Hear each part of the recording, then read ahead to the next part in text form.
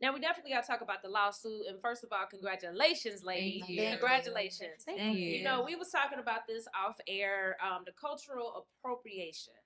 You know, when we think about the OMG girls, I mean, we think about color, just, you know, beautiful black girls, you know what I mean?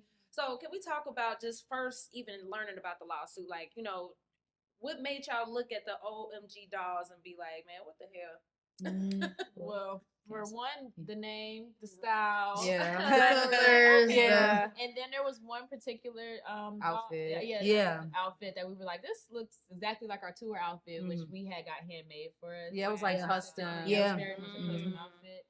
So that's how we just, you know, caught wind. And was like, okay, hold on, we might need to tap into this a little bit. Someone sent it to her mom out of like a Target catalog, and from there she sent it to my mom and her mom, and so the moms kind of like were like, wait a minute, what's going on?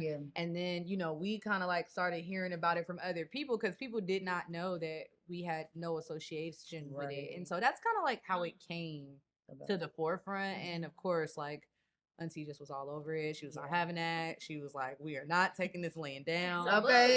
You know, and she just, you know, was trying to have those conversations and make that possible. So really big shout out to her and Uncle Tip for even giving us that opportunity to really be able to fight that. Absolutely. A lot of artists don't get that chance. No, that don't. They don't. You know, and the process was long. It was.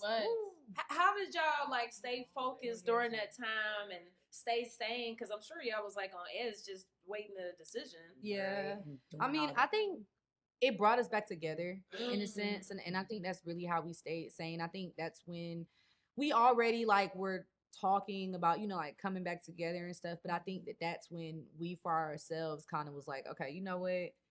Let's do this one more again. Let's do this one more time. And just us being together, creating, having to go through that, it really bonded us in a totally different way. Amen. Then I think that was not one of the first times, but that was like a big time in our career, and just us being a group where we really had to just, everybody came together and like, hey, we have to really get this situated. So I think it brought us together, honestly. And you know, staying sane, really, we kept each other sane, just talking to each other about it. And, you know, the girls, they just were so amazing. Like, you know, I really just put all my trust in them. And they just did so good. They did so good. I love it. I love it. Thank you. Also, bouncing off stage, like, we're pretty much used to being around each other all the time. Right. So, like, that was our, like, first time in a while, just being together every day. Hotel. Like so how it felt like old times. So it was kind of easy for us to say sane, because together we joke all day. So we just turn into little kids.